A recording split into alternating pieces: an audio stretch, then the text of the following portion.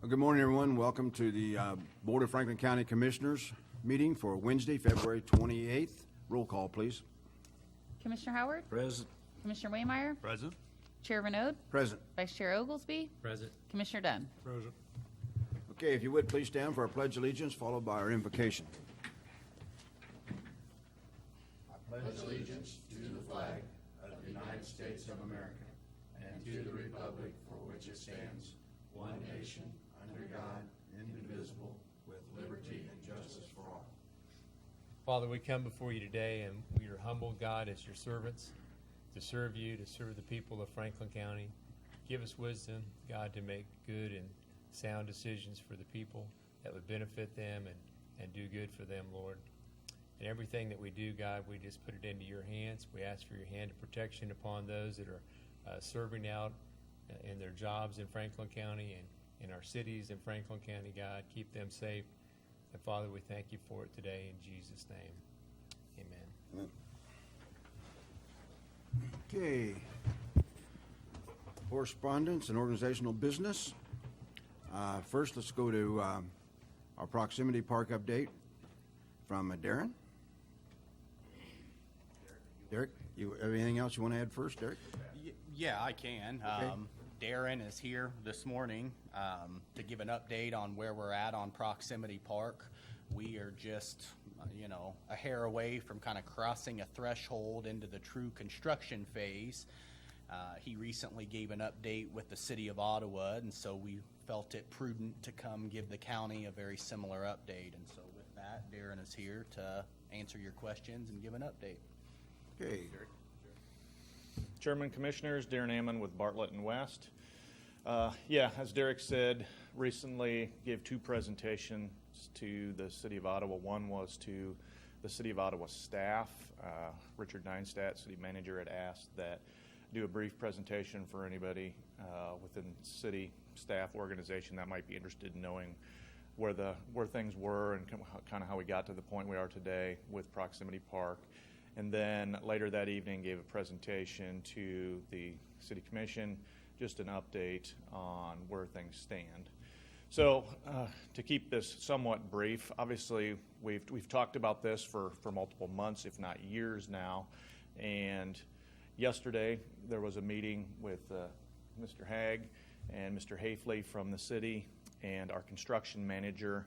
They were talking about the steps getting ready to prepare moving forward, talking about some specs, a lot of technical details, for lack of a better term. But where we really are is, as Derek noted, we're getting close to the finish line. But we've still got a couple of very small hurdles to get through before we can get this thing advertised, out to bid, and under construction. Quite honestly, I think both PEC and Bartlett and West kind of already had hoped that we might be under construction by now. But there's been some delays with making sure easements are in place, acquiring all of that, just getting everything, make sure everything's lined up. There has been progress with some utilities being relocated already in the field. City of Ottawa utility staff have been working on the water line, as you are aware, ever since the groundbreaking, so that's been underway. It's been great that progress has been made.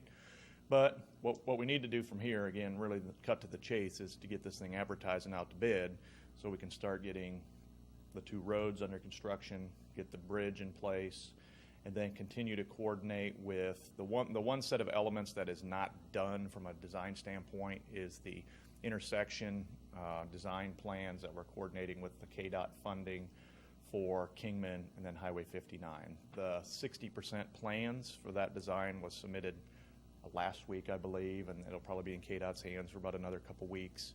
The long and the short of that is really because this has delayed probably a little bit from the original schedule of getting started possibly last fall, is that KDOT, there'll be some overlays and different things done on Highway 59. By the time the plans get approved, it can be coordinated with some of those new pavement overlays so that there doesn't have to be anything ripped out to try to put some of that back in. So that is a positive, because there's no need to have that intersection done to that point, rip it out, turn around and change it. So that'll work out good. But other than a few minor items yet with getting paperwork pushed, some signatures on some easement things, I think that's what was talked about yesterday for the most part with Jim and Mike and our construction guys, that we can get this thing advertised, and get it out to bid. I know myself personally, I've had a lot of calls from excavators throughout the region expressing interest. My concern has been a little bit, honestly, all along too, is we're getting so late into the, what I'd call spring construction season here, that a lot of those folks are going to start having their work lined up for the year, and it might elevate prices. Hope that's not the case, but that is a potential reality within it. But I do know that there's been a lot of folks expressing interest and say, well, when this is going to be advertised, let us know. And I keep telling them, well, maybe 30 to 60 days is my rough window, and that's been about 30 days since I've talked to a lot of those folks. I let them know, we'll keep you in mind and let you know, but continue to look out for it. So I'm excited about that there should be good competitive interest. But with that, that's kind of where we are in terms of design status, getting ready to move to construction, and so forth. The last thing I'll say, and I'll open up to any questions, is there will be obviously construction observation full-time members of our team, both Bartlett and West and PEC, down on the job site. Again, those are things that Mr. Haig and Mr. Hafley were talking about with our construction manager, some of that process, what's going to be done. So everything's going to be documented to make sure construction is following the plan and the course of action to stay on course, to have everything put in place. And hopefully in a year from now, we can potentially be driving on some new roads. So with that, I'll open it up to any questions. Okay, questions, Commissioner? You anticipate, I'm sorry, go ahead, Roy. Rural Water District, was it 6 out there? Number 6 or, I think that sounds right, yeah. anyway, have they got plans to move their line? It's 2. It's Rural Water District 2. Okay, 2, okay. I don't even know what the number was off the top of my Yeah, head. it's 2, and they've been working well with us, as well as the city utilities director, Dennis Tharp, and I think we've got all of that worked out. I think, and they got fairly creative with how they did it, but I think their interests have been placated here, so. Thanks, Gary. Sure. Do you anticipate that would be multiple bids, like a bid for a bridge, bid for roads, things like that? Is that? Well, I think some of those things, and Jim, you could maybe speak up to that. We haven't, I'm just Talk about wondering. that I mean, because specifically, if you but- have bridge stuff, maybe that's something they could start before some of the other stuff might be finished. Well, the bridge is elevated about 5 feet above the existing bridge, so there's going to have to be a significant amount of dirt work before the abutments can be started. The pier work in the channel, of course, could continue, but I would anticipate that it's going to be one contract, and the bridge contractor would be a sub to the paving contractor. I'd prefer not to have multiple contracts where we can get involved in finger pointing that that's not mine, that's his. No, that's not mine, that's his. I think that's kind of been the general thought, is it would be one contract. Obviously, Gotcha. we defer to the city and county if we wanted to have multiple contracts, but usually that one point of responsibility with, like as Jim mentioned, if there's an issue and they're a sub, then you still go to the point and we can get that resolved without going through those. But obviously there's going to be subs working on somebody doing the bridge, somebody doing utilities, pavement contractors and so forth, correct? Okay, anything else? I would just add, in terms of finalizing these last few details, we're trying to expedite that as much as possible. It's really and largely a matter of logistics at this point, and I really think we're getting there, but, you can't control every party to this, and so we'll continue working hard. And he mentioned a 30 to 60 day deadline, starting about 30 days ago. Hopefully we can meet that and stay in that and have several competitive bids. I remain optimistic about that, so. All right. Anybody else? Okay, thank you very much. Thanks, guys. Anything else under the correspondence? Okay, public comment today, Janet? Okay. Okay, then the consent agenda. today. Consider and approve the Franklin County Commission meeting minutes for February 21. Consider and approve claim vouchers in the amount of $197,970.31 and a tax change order in the amount of a negative $216.03. And consider and approve the payroll for January 21 through February 20 in the amount of $1,123,398.30. A motion then to approve the consent agenda. Make a motion to approve. Thank you. Second. All right, thank you.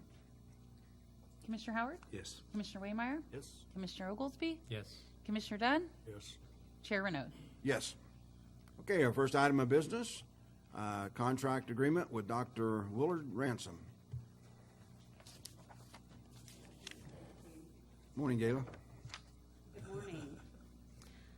As you all know, we have currently a contract in place with Dr. Ransom and have had for several years. Basically, the commission is tasked by statute to appoint a person who's licensed to practice medicine and surgery who will serve in the capacity to the County Board of Health and also as a local health officer. In addition to your appointing him for that particular position, you also have contracted him as the county coroner and the medical director. In visiting with him, he's seen a significant increase in the cremations over the past few years, and obviously, because those bodies no longer can be accessed after cremation, there is an in-depth study that he has to do and reports that he has to write and maintain by records. And in addition to that, if a person isn't required to have an autopsy or one isn't required, then also he has to do extensive work at hospitals to obtain the information before those bodies are buried. And the additional work, in his opinion, is not meeting up to the hours in terms of what he's being compensated. So due to this increase, he is requesting that there be an increase for these additional duties to his compensation.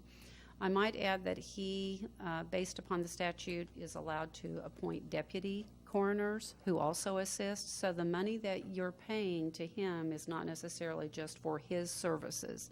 It's being utilized to pay for deputy coroners as well, in addition to the clerical staff that he has to use to type up the reports and for the money that's spent for filing the documents with the courts.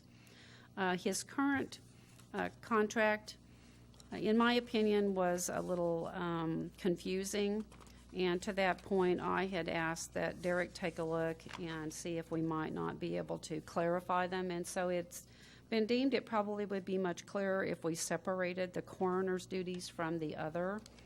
And so you're going to see before you two contracts, one that specifically addresses the medical director health officer agreement that you would have with them, and the second one, the coroner's agreement. The difference between the cost of what is currently being paid to him now and the cost of what he's requesting is $6,000. And that's the combined two. And he's paying for the deputy coroner and all the staffing that he has to have. The money that is paid to him, he is utilizing to pay for all those who truly do the services. If not himself, then those others who assist him. He's told me that more and more people are going to cremation because it's cheaper in cost than traditional burials. And so that's caused the increase, a number of the increases that he had specifically last year and in the past years. He was on Capers before? Yes, he's always been on Capers. He's not been a participant in any of our other benefits. I got a question, Derek. Maybe you can answer this for me. I'm just curious, if the coroner's called and it's in a city, is the city is not separate at all in that? Where I'm going with this is when I was working as a PD officer, a lot of times we would have a body, we'd call the coroner through the PD to come to our scene and do it. If he's called to like that, is just his salary through us take care of that, or do they also have something that they're putting up for city calls? I'm not aware of anything the city's putting up. He is a district coroner who serves a 4-county district, and the cities within that, I mean, that's kind of the parameter under which he serves. So no, this would cover calls within the city of Ottawa or presumably Richmond or. And this is just ours, the other 3 counties or whatever putting up a salary also? To that point, Janet requests every year how much the coroner's portion of the wages are, and I provide that to her, and then she in turn lets each of the entities know. So 4 of us are splitting this? Yes. Okay. And we've reached out to the other counties and let them know of the increase. I mean, if I recall, and Gayla, you can probably correct me, a couple years ago, we took a look at this, or the administrator took a look at it. Was compensation adjusted then? There was some compensation adjustment. Based upon my discussion with Dr. Ransom, he got the contract after the fact, and he felt that it did not cover the content of what he had in discussion. And he wanted to have another discussion, and that prompted the discussion that he and I had with Derek. And prior to that, he hadn't received any adjustment for 15 years or something. Yeah. Yes, several years. We're getting a good deal for what the service we get. Yeah, originally, I didn't realize that we were 4 counties was splitting that, but that makes a lot more sense. I thought that was all on us, but, okay. Any other questions for Gayla? If not, then I'd entertain a motion for approval of those 2 positions, agreements. Make the motion.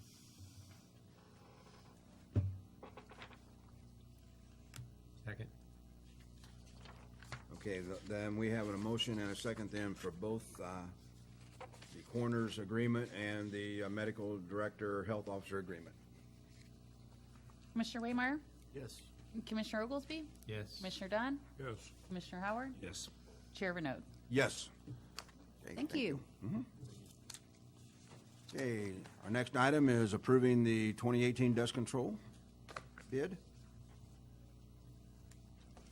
Good morning, Commissioners. Morning. You approved the solicitation of bids on February 7th. Bids were opened in the office of the county clerk. February 21st, Scottwood Industries was the only bid received. The request is a motion awarding the 2018 dust control to Scottwood Industries in the amount of $1.049 per gallon. Okay, only bid we received, so we need the material. Jim, where's that from last year? Is that about the same? It was $1.04 last year, $1.04, so up 0.9 cents.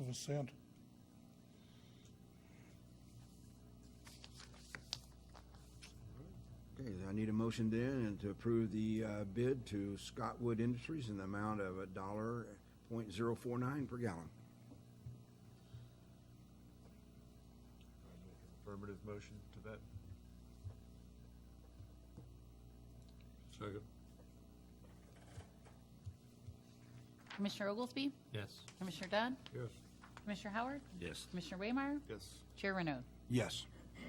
Okay, our next item up is to approve accepting a proposal from SCS Engineers on the C&D landfill.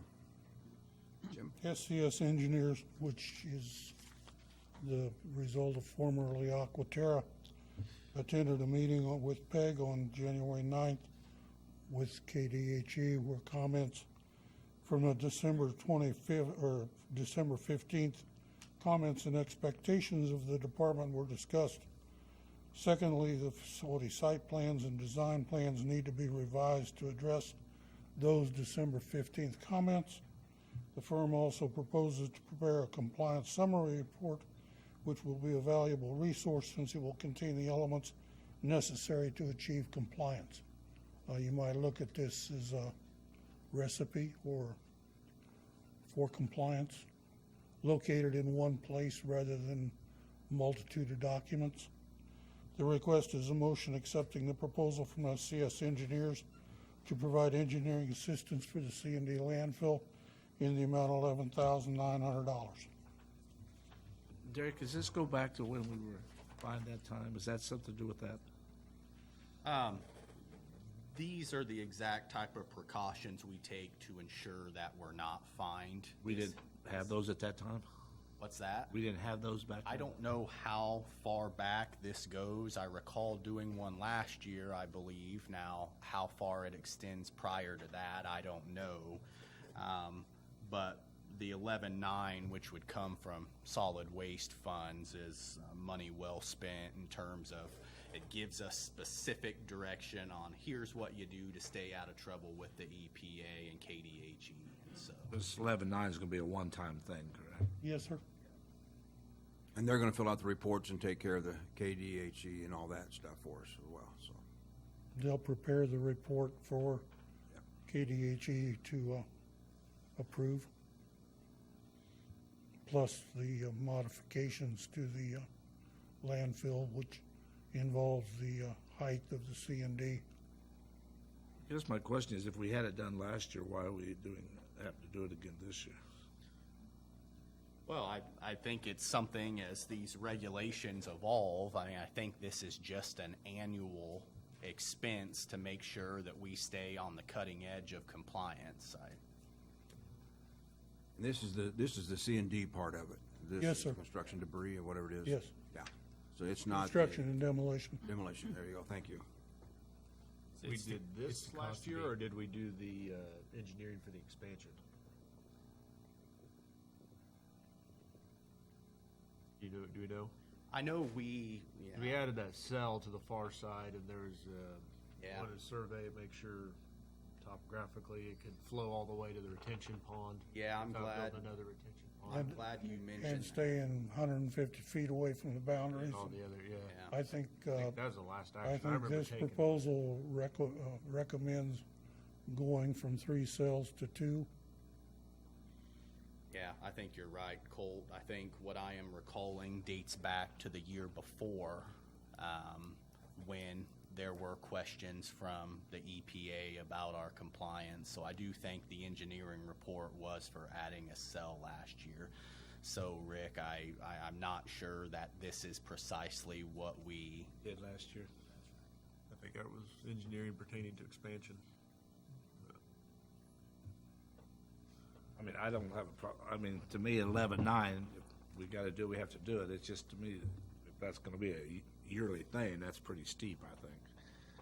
no, and I think that's an excellent question, and certainly it's something that Jim and I and Peg can look into and figure out just how frequently we're going to have to do this. I will say, though, with as much that has changed during this particular presidency, particularly with regard to environmental matters, I know that things are changing rapidly, and so it won't surprise me at all if this is something we have to do fairly regularly, but we'll for sure find an answer to that question. Well, obviously, we're answering the comments that were made at a December 15th thing. That's what we're taking care of, the issues that were brought up or stated at that point in time or made notice of. So if we didn't have comments or whatever, I'm assuming then we wouldn't be taking an action plan or something, perhaps. Okay, if there's nothing else, then look for a motion.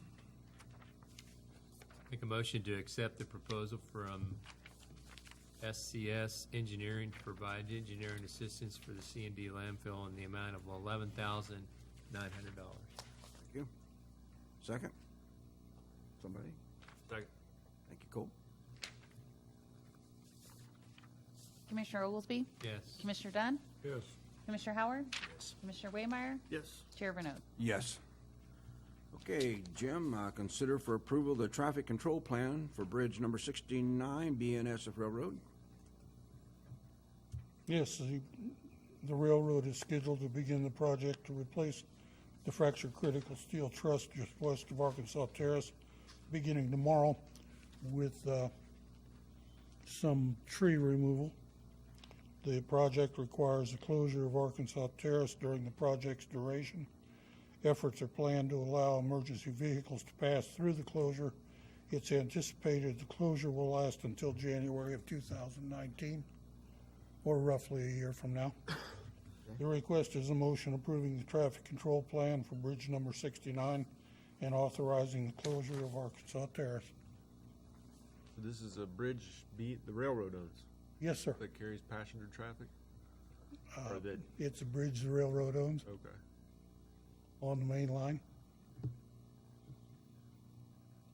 So we're not, when it says authorizing the closure of Arkansas Terrace, are they the ones that put up the closure stuff, or does the county do that? No, it's all being funded by the railroad. They're doing everything. We just have to authorize Work's it. going to be accomplished by Ames Construction out of Minneapolis.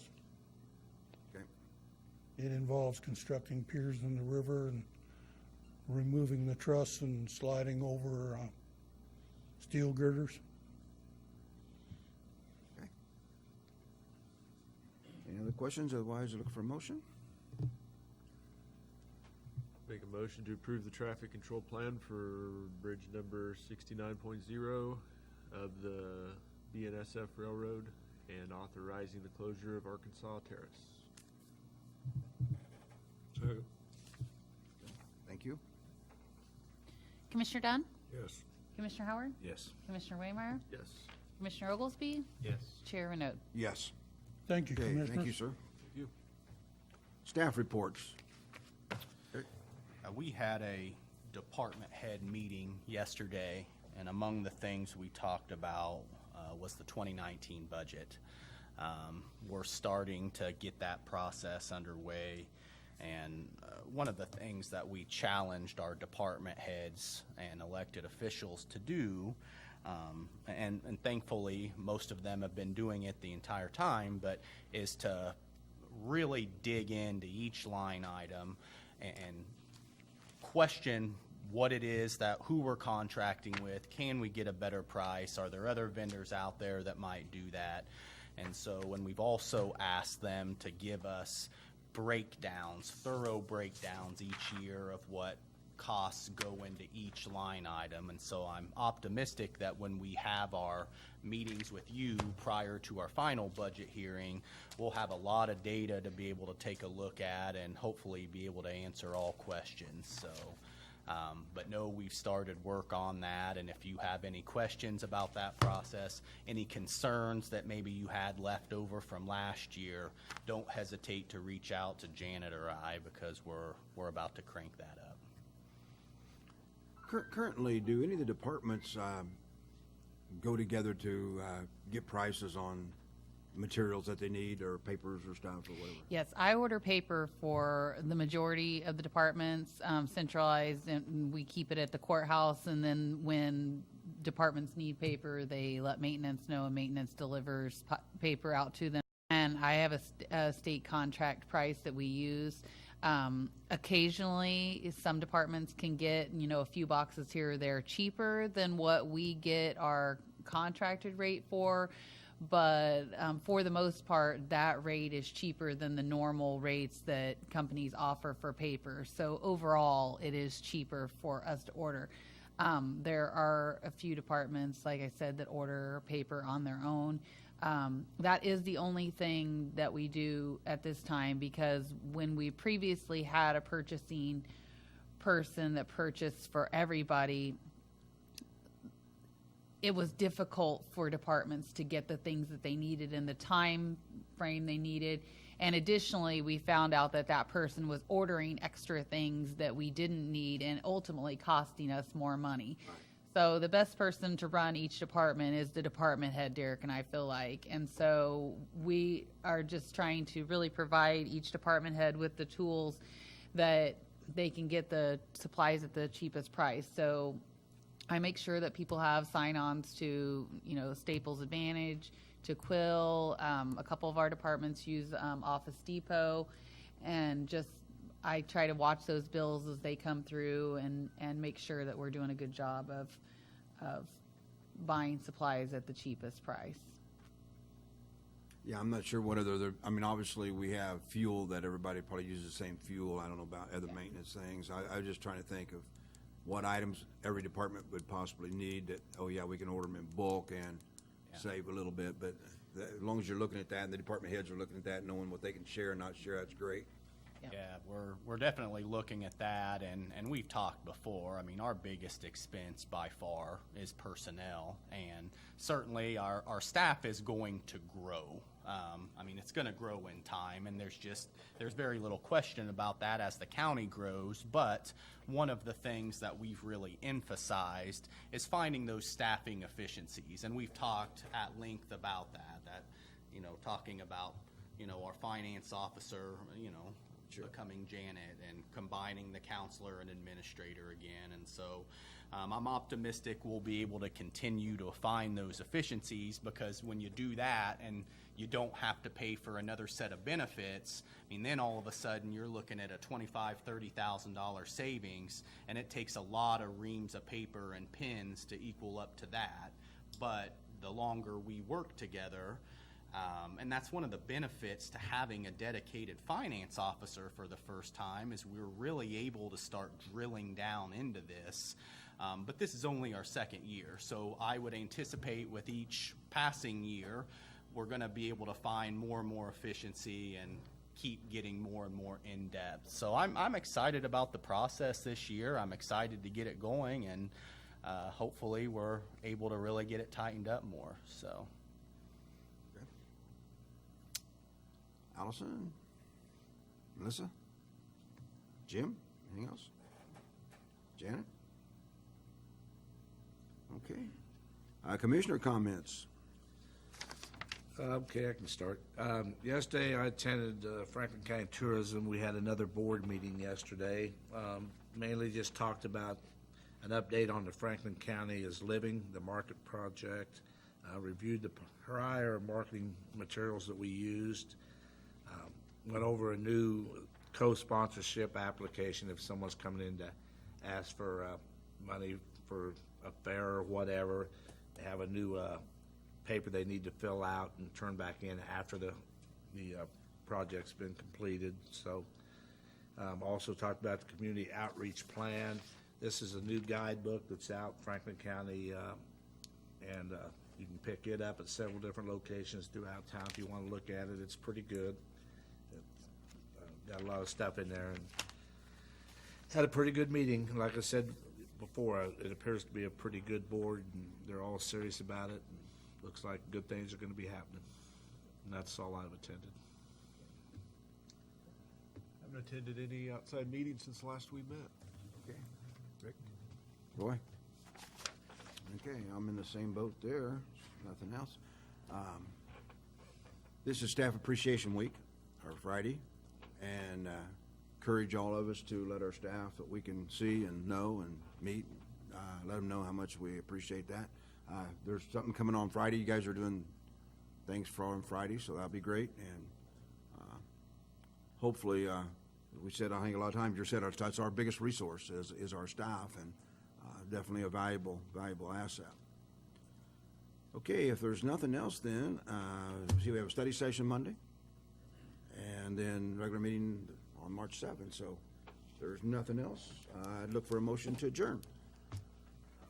So moved. Second, somebody?